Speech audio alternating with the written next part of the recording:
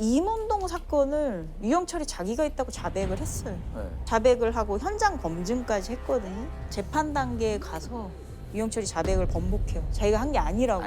현장 검증까지 다 했는데. 유영철이 범죄를 저지르고 잡히는 과정까지를 보면 굉장히 다양한 문제점들을 많이 보여주거든요. 그러니까 수사 상황의 한계라든지 교도소에 여러 번 들락날락 거린 사람이 어떻게 교화가 되지 않고 결국은 연쇄살인이라는 극단까지 가는지를 보여주고 서울의 여러 권역에서 발생한 사건들이 어떻게 더 많은 피해자를 양산했는지 이런 범죄자가 왜 발생을 하는지 이 모든 것들을 답변해줄 사람이 없었어요. 그러니까 연쇄살인에 대한 막연한 공포의 대상으로 연쇄살인범에 대해서 이야기를 한다기보다는 저런 범죄자가 다시 나오지 않게 하려면 우리가 어떤 노력을 기울여야 되는지 연쇄살인이라는 게 사실 일어나기 이제 어려운 세상이 됐죠. 다행히. 살인 사건이 발생하면 사실은 한국에서 대부분은 그날 잡혀요. 19명을 살해한 연쇄살인 용의자가 경찰에 붙잡혔습니다. 이틀간의 경찰 조사에서 모두 살해한 사실을 자백했습니다. 살인 용의자는 올해 34살의 유영철입니다. 근데 유영철 같은 경우에는 사실 어릴 때부터 주거침입 범죄를 저지르거든요. 그러니까 남의 집에 들어가서 이제 물건을 훔치다가 잡혔는데 본인의 예상과는 달리 실형 선고를 받았다는 거예요. 그래서 뭐라고 그러냐면 실형 선고를 받은 순간에 자기가 들고 있던 십자가를 꺾었대요. 그러면서 신이 나를 버렸다고. 그것도 약간 반응 자체가. 그때부터 그냥 사회 탓이고 신 탓이고 다 그런 거네요. 제가 선생님께 말씀을 들었는데 유영철을 가장 잘 표현하면 너무 크게 불어버린 풍선 같다고 하셨어요. 근데 굉장히 약한 충격에도 터지잖아요. 풍선이 자기 자신한테 자신이 없기 때문에 그렇게 하는 거거든요. 현학적인 굉장히 말을 어렵게 하거나 이런 식의. 그래서 사실 범행 내용이나 이런 게 정남규하고는 굉장히 다르거든요. 그래서 유영철의 범행을 보면 2003년까지 이제 교도소에 수감돼 있다가 그때는 어떤 사건으로? 그게 되게 중요한데 강간인데 미성년자 강간 또 거기다가 또 그거를 또 부인이 알게 돼서 소송으로 이혼 통보를 받아요.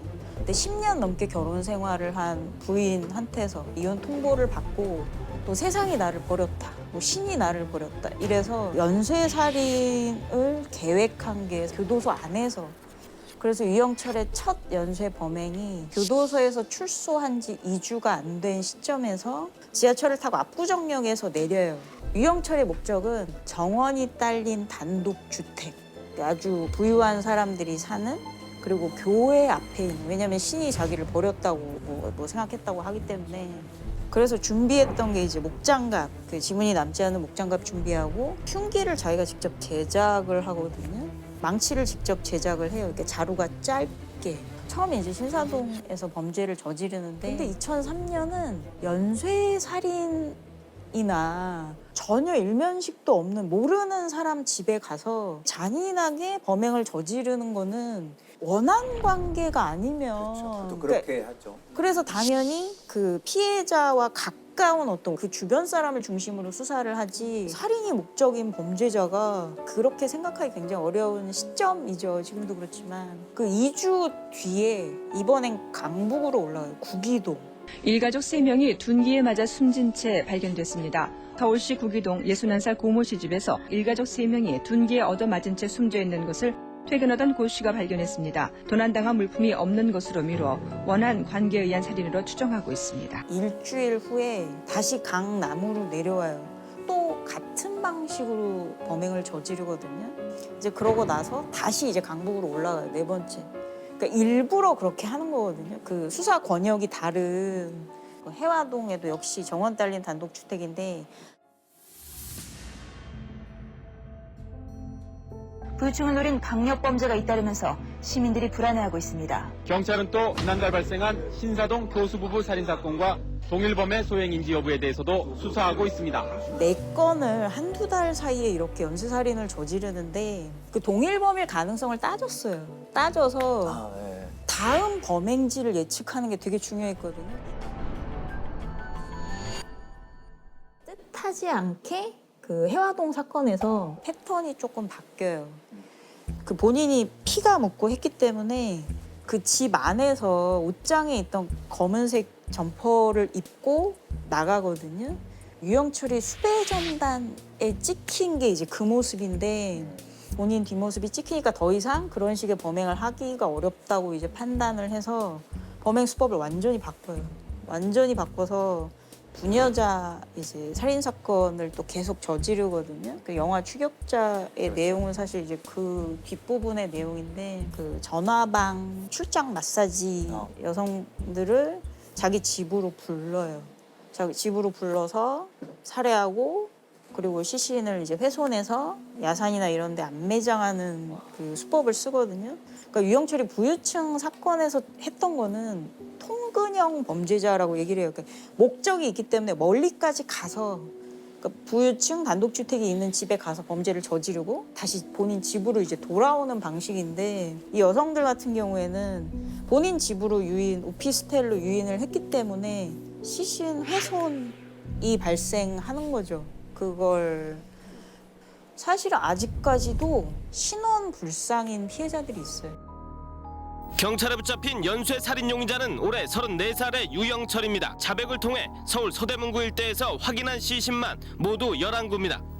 특히 미제 사건으로 남아있던 서울 시내에서 일어난 4건의 부유층 노인 피살 사건도 유 씨가 저지른 것으로 확인됐습니다. 나중에 잡혀서 자백하기 전까지는 이 부유층 사건하고 여성들을 살해한 이 사건이 동일범에 의한 사건이라고 생각하기가 정말 어려워요. 패턴이 완전히 다르거든요. 예를 들어서 여죄를 뭐 추궁하고 있다 뭐 이런 얘기 하잖아요. 이게 정말 중요한데 미제 사건으로 남아있는 것 중에서 일관성이 높은 걸 찾아서 이것도 혹시 저지른 건지를 이렇게 연결시키는 작업이죠.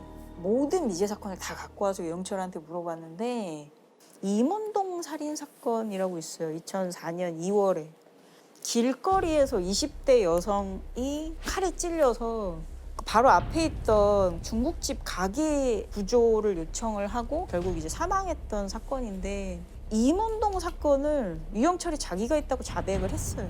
자백을 하고 현장 검증까지 했거든요. 재판 단계에 가서 유영철이 자백을 번복해요. 자기가 한 게 아니라고. 현장 검증까지 다 했는데. 그래서 이문동이 미제로 남아있었는데 갑자기 정남규라는 범죄자가 잡히고 나서 이문동은 내가 한 거다. 유영철이 한 범죄보다 나의 범죄가 더 완벽한데 유영철이 했다고 할 수가 있느냐. 이렇게 얘기를 하거든요. 그래서 정말 절망적이었던 게 현장 검증을 또 해요. 이문동에 가서 이번엔 정남규가. 정 씨는 이문동 사건에 대한 오늘 현장 검증에서 자신이 저지른 범행 하나하나를 또렷하게 기억하며 재현했습니다. 근데 그 유족분이 그 2번을 다 보셨어요. 그 현장에서. 그러면 그러니까 본인 가족이 사망을 했는데 웬 유영철이란 범죄자가 자기가 있다고 하더니 몇 달 있다 또 자기가 안 했다고 하고 갑자기 다른 범죄자가 나와서 또 자기가 그래서 현장 검증에 2번 다 가야 했던 그러니까 굉장히 좀 정말 그 있어서는 안 될 일인데. 그러면 결국은 정남규로 밝혀지는 건가요? 이문동 사건 정남규가 한 그 범행 수법 자체가 유영철이라는 사람의 특성을 파악하면 이문동 사건을 유영철이 했다고 생각하기가 어렵죠. 유영철 같은 경우에는 되게 치밀하고 체계적이고 이런 형태인데 노상에서 피해자를 이제 칼로 찌르고 잡힐 확률도 되게 많은 거잖아요. 네. 그러니까 이런 식의 어떤 범행 패턴은 부유층 사건과 동일범이 저질렀다고는 생각하기 어려운 부분이기 때문에 이런 비극이 다시 발생하지 않게 하기 위해서는 연계 분석이 발전될 필요가 있다고 봅니다. 체포됐을 때 그 영상이 있거든요. 근데 유영철이 뭐라고 그러냐면 이 사건을 계기로 여자들은 몸을 함부로 굴리지 말고 부유층은 각성하라라고 얘기를 했어요. 뭐 몸을 놀리거나 하는 일이 없었으면 하고 부유층들도 좀 각성했으면 합니다. 가진 자들에 대한 반감이 범행의 한 이유였다는 얘기입니다. 사이코패스 특성 중에 하나가 웅대한 자기상이라고 하거든요. 자기 자신을 굉장히 그래서 이 일을 계기로라는 표현을 쓸 때는 본인의 사건이 뭔가 사회에 마치 무슨 메시지를 가지려고 준 것과 같게 쓸 수 없는 표현이죠. 본인이 앞에 카메라들은 본인이 사실 벌레만도 못한 짓을 했기 때문에 잡혀서 그 와 있는 건데 거기에 마치 자기가 훈계를 하듯이 피해자한테 본인의 범죄의 책임을 전가하는 거죠. 마치 부유층이나 여성들이 뭘 잘못해서 자기가 그걸 응징한 것처럼.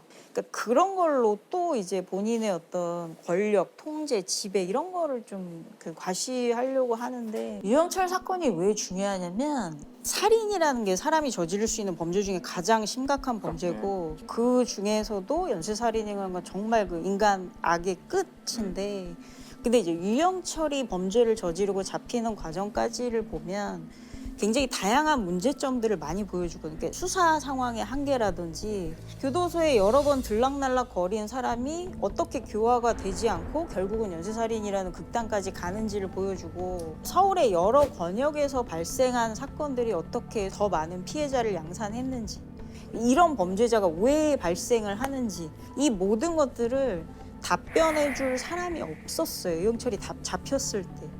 그래서 유영철이 2004년에 잡히고 2005년에 처음으로 경찰청에서 범죄 분석 요원을 채용해요. 그게 이제 프로파일러라고 부르는 거거든요.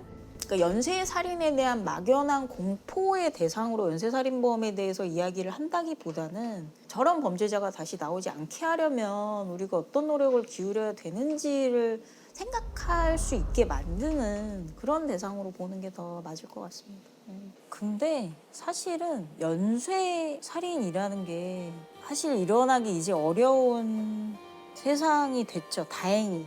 그 과학수사 기술이나 이런 것들이 굉장히 발달을 했고, 또 CCTV의 영향도 무시할 수가 없고, 살인사건이 발생하면 사실은 한국에서 대부분은 그날 잡혀요. 그리고 또 이제 지금은 강력범죄한테는 전자발찌를 채워버려요.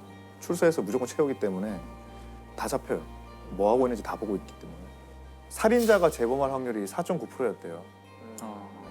전자발찌를 강력범한테 채운 이후에는 0.1% 미만으로 줄어들었어요. 그러니까 연쇄범죄 자체가 일어나기 힘든 상황이 된 거군요, 지금. 네. 유영철은 아까 우리 박지성 교수님한테도 얘기 드렸지만은 잊혀지면 안 되는 사람이라는 생각이 좀 들긴 합니다. 잊혀지고 망각되는 순간 죗값을 좀 덜 받는다는 느낌도 많이 들고, 유영철이 우리나라의 마지막 연쇄살인범이었으면 좋겠네요. 이것은 우리 주변의 이야기입니다.